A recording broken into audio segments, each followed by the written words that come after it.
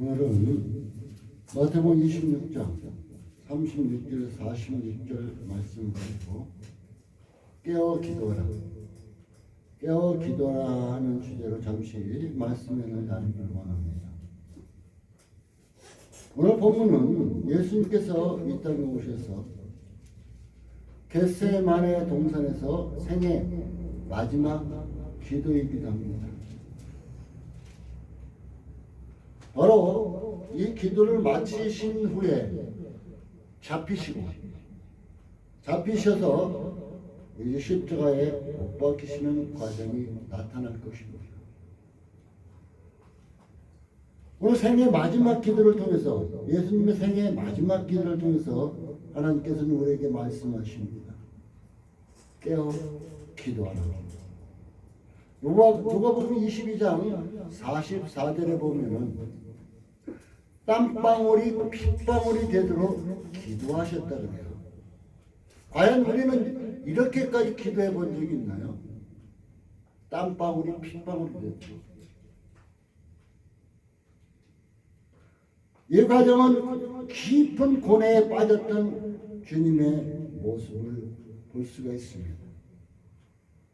예수님도 이 땅에 오셨을 때는, 육신을 입고 이 땅에 오셨을 때는 우리와 똑같은 평범한 모습이었습니다.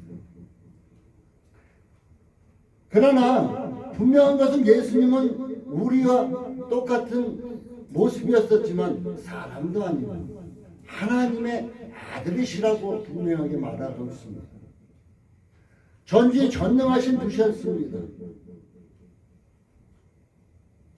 왜 그토록 오늘 겟세마네 동산에서 괴로워하시며 기도하셨을까요? 왜 죽을 지경에 이르렀다고까지 말씀하셨을까요? 오늘 본문에 보면은 이 잔을 내게서 지나가게 하옵소서, 그러나 나의 온대로 마시고 아버지의 온대로 하옵소서 하며 기도하는 장면이 나타납니다. 그 잔은 바로 십자가의 죽음이었습니다. 십자가의 죽음이었었는데 그 잔을 내게서 지나가게 한다. 그러나 주님은 말씀하셨습니다. 내 마음대로 하지 말고, 내 뜻대로 하지 말고 아버지 뜻대로 해주세요. 그 과정은 바로 여러분의 죄, 나의 죄, 우리의 죄를 감당하시기 위한 일이었습니다. 예수는 만민의 죄를 대속하시기 위해서 십자가에 달려 돌아가시기 위해서 이 땅에 오셨습니다. 아예 처음부터 각오하고 오셨던 분입니다.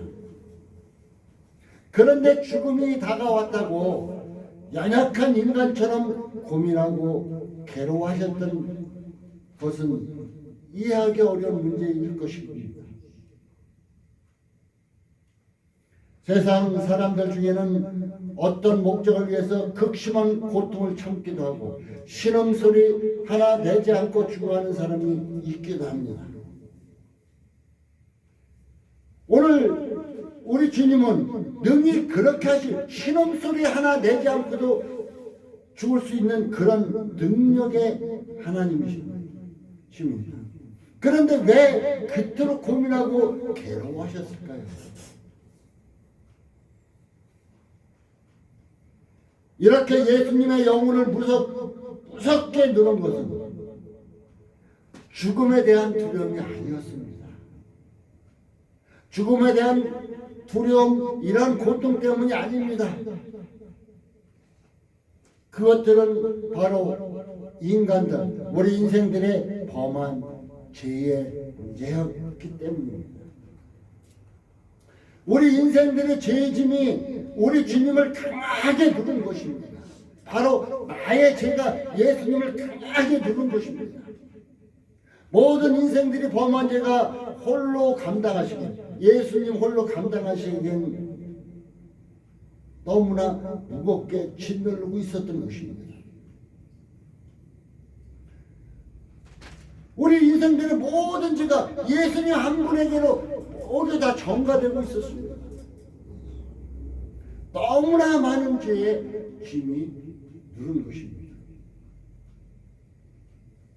모든 인류의 죄를 홀로 짊어지셨으니 그 죄가 얼마나 많고 크겠습니까? 주님은 정죄받은 모든 영혼들이 당해야 했던 것과 같은 그 고통을 당하셨던 것입니다.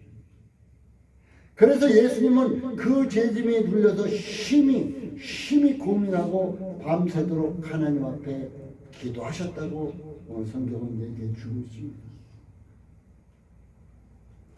제가 6.25 전에 예수를 영접해서 이제 복음 전했던 한 분의 말씀을 잠시 전할까 합니다. 그 아내가 결혼했는데 아내만 예수 믿었었는데 아내를 무진장 핍박했습니다. 근데 그 핍박 속에서도 무난하게 예수를 믿는 그 부인을 바라보고 결국은 남편도 예수 믿어 목사가 되었습니다. 아내가 먼저 죽었습니다. 심히 가슴이 답답하고 자녀들도 울부짖고 힘들었습니다. 이제 일주일 된 때 그는 마당에서 무릎을 꿇고 있는 그 순간 그는 엎어졌습니다. 천사가 왔습니다. 천사가 와서 그를 붙잡고 빠져나갑니다. 그가 말합니다. 나는 누구고 저기 있는 나는 누굽니까? 이제 너는 진짜고 저것은 너의 껍데기일 뿐이다. 우리 육신은 껍데기일 뿐이다. 이렇게 천사가 말했습니다. 그가 천국으로 인도함 받습니다. 전국문에 이르렀을 때 이제 문을 지키는 천사가 책을 폈습니다. 그 책에는 그 목사님이 어렸을 때부터 지금까지 지었던 죄가 모조리 나열되어 있습니다. 이 목사님이 그 죄 앞에서 너무 답답했습니다. 너무나 많은 죄였었습니다. 죄를 하면서도 많은 일을 했지만 어렸을 때부터 지금까지 지었던 죄가 너무 많았습니다. 마음이 아파서 힘들어하고 있는 그때에 천사가 말합니다. 이제는 괜찮습니다. 전에는 이런 죄를 졌지만 예수님께서 십자가에서 당신의 죄를 깨끗하게 씻어주셨습니다. 예수님께서 당신의 죄를 십자가에서 깨끗하게 씻어주셨습니다. 이제는 천국에 들어가십시오. 이제 그 간증을 한다면 길지만 바로 제가 말하고 싶은 것은 바로 우리의 죄가 여러분의 죄가 하나님 앞에 서면은 처음부터 끝까지 모든 것이 다 나열되어 있다는 것입니다. 그러나 그것이 중요한 것이 아니라 그 수많은 죄가 있을지라도 바로 예수님께서 십자가에서 여러분의 죄를 피 흘려 돌아가시면서 그 죄를 해결해 주셨다는 것입니다. 이것이 중요한 것이죠. 오늘 그 십자가를 지기 전에 예수님께서 땀방울이 핏방울이 되도록 겟세마네 동산에서 기도하시는 것입니다.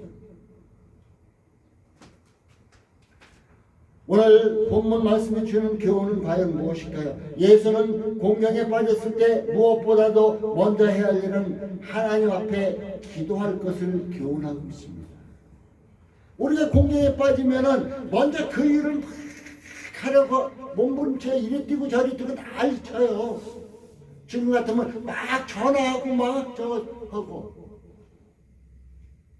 그런데 그것보다 먼저 해야 할 일이 하나님 앞에 기도해야 된다. 하나님 앞에 기도해야 한다는 것을 우리에게 지금 교훈해 주고 있습니다. 공경에 빠진 사람이 가장 필요한 것은 기도입니다.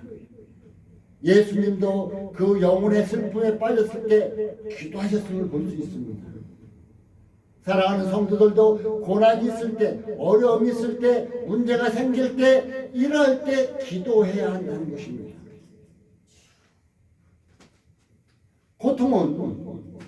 고통은 죄 있는 자들이 반드시 마셔야 하는 잔입니다. 죄는 고통을 가져다 주기 때문입니다. 욥기서 5장 7절에 인생은 고난을 위하여 난나니 불티가 이로 나는 같다 이렇게 얘기해 주고 있어요. 이렇게 고난 많은 세상에서 사는 성도들은 우리에게 순간순간 고통이 닥쳐와요. 순간순간 문제가 닥쳐요. 자녀의 문제, 가정의 문제, 세상의 여러 가지 문제, 사업의 문제, 모든 문제가 막 닥칠 때가 많아요. 이럴 때 우리가 해야 할 것은 기도해야 한다는 것입니다. 스스로 그것을 해결했다고 몸부림치겠다고 막 몸부림치면은 어떻게 될까요? 수렁에, 깊은 수렁에 빠져들어갈 뿐이라는 것입니다. 욥은 고난 가운데 하나님의 앞에 엎드려 기도했습니다.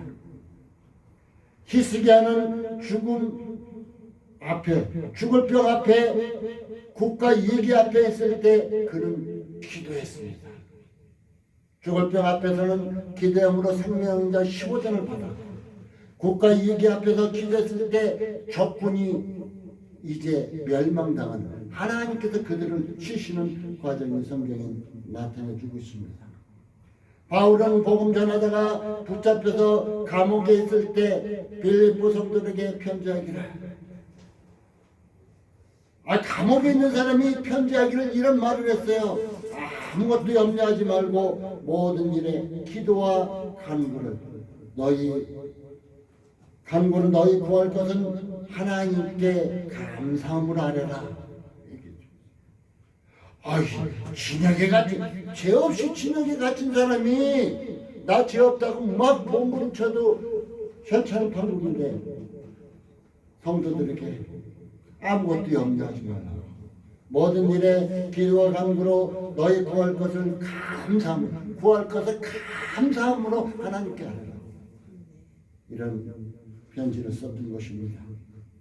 기도는 근심을 없애줍니다. 기도의 사람은 은혜 받을 기회가 많습니다. 여러분, 은혜 받기 좋아하죠? 은혜를 원하죠? 근심 있는 것이 없어지기를 원하죠? 그러면 기도하십시오. 기도하는 사람은 은혜 받을 기회가 많이 생긴다는 것입니다. 기도의 사람은 기도하다가 은혜 받게 되고, 은혜 받으면 받을수록 믿음이 성장하고, 그리고 믿음이 강해지면 어떤 환난이나 시험도 이길 수 있게 된다는 것입니다. 더구나 기도의 사람들은 고난 중에 기도하다가 하나님의 크신 능력을 체험하게 된다는 것입니다. 저는 어떤 병자가 이곳에 온다 할지라도, 귀신 들린 자가 온다 할지라도 걱정하지 않아요. 그러면 반문, 목사님 그렇게 능력 좋아요? 아니요, 전 능력 없습니다. 하나님께 기도합니다. 하나님께서 필요한 자면 고쳐주실 것이고, 하나님께서 필요한 자면 귀신을 내어 쫓으실 것을 확신하기 때문이라는 것입니다. 또한 기도한 것도 중요합니다. 가장 위대한 신앙은 하나님께 순종하는 것임을 주님께서 보여주셨다는 거예요.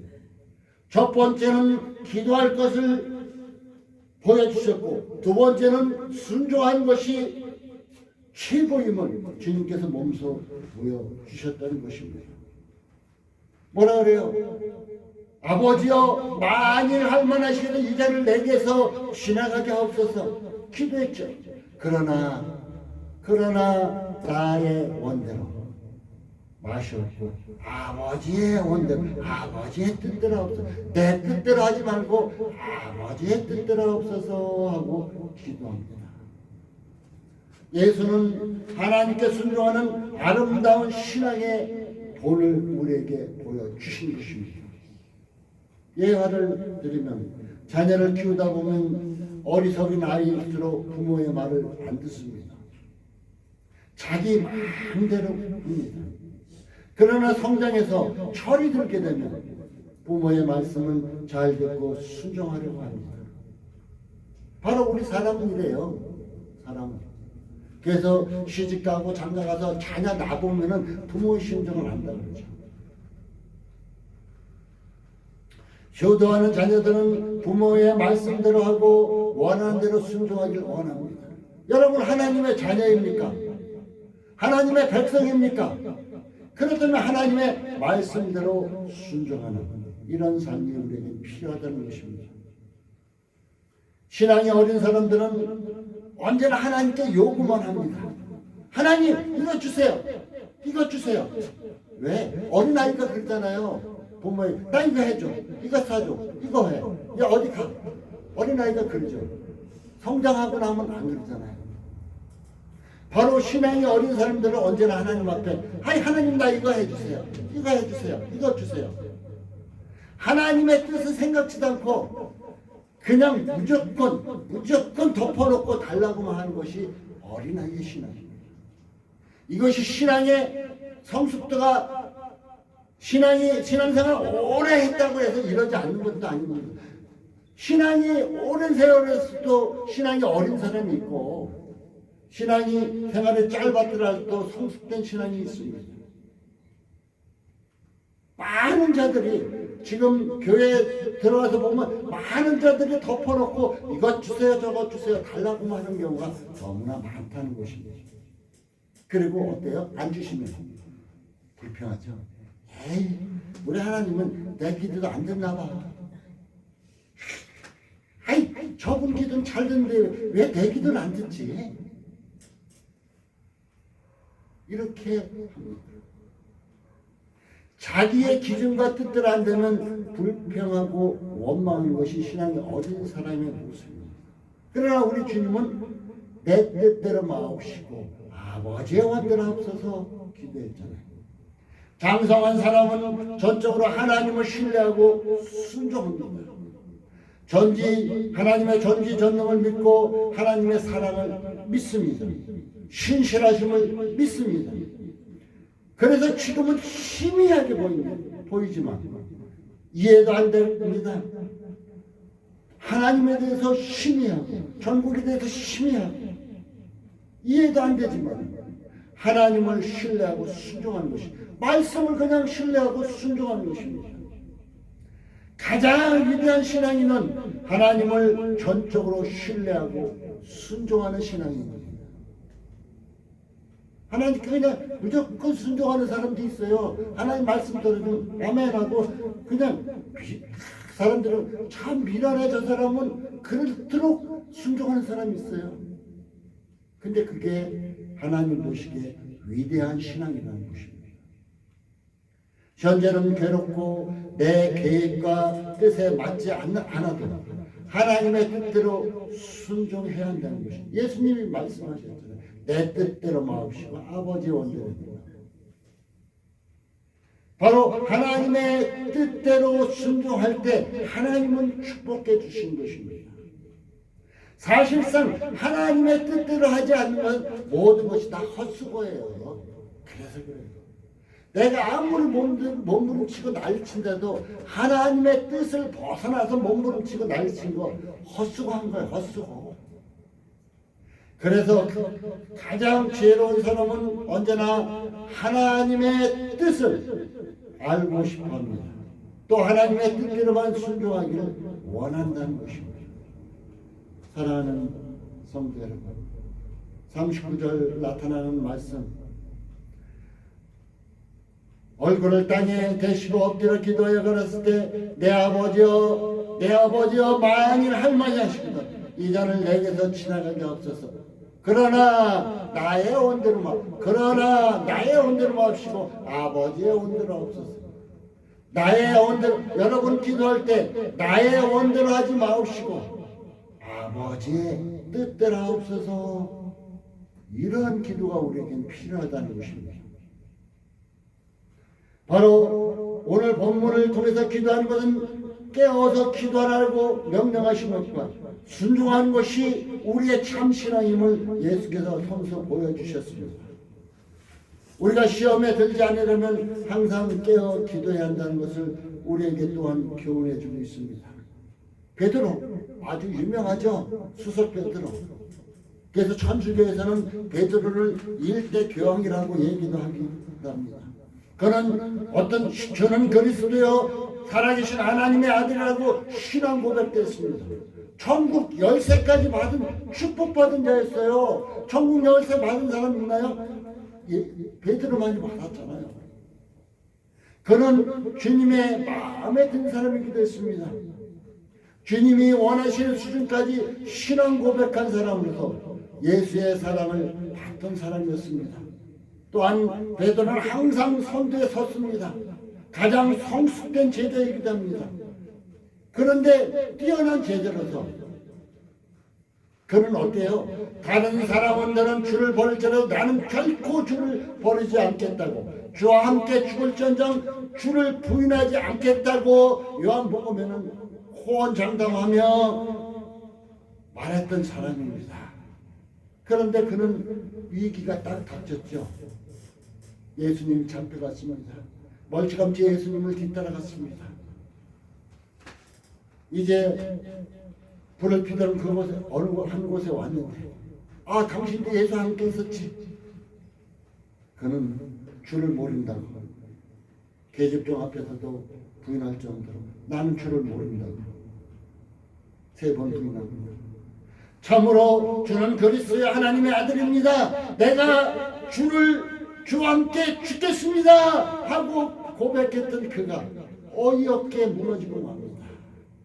그것도 노마 부인 앞에서, 총칼 앞에서 생명을 위협받고 무너졌다면 그래도 조금은 봐주겠구나.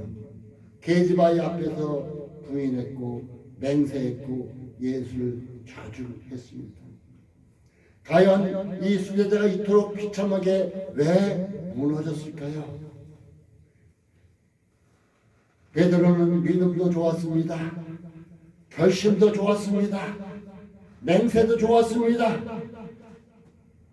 이제 오늘 본문 이후에 보면은 말고의 길을 내리칠 용기까지 있었던 그였지만 한 가지 그에게 없었던 것이 있었습니다.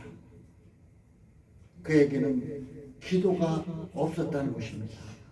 그에게는 기도가 없었다는 거예요.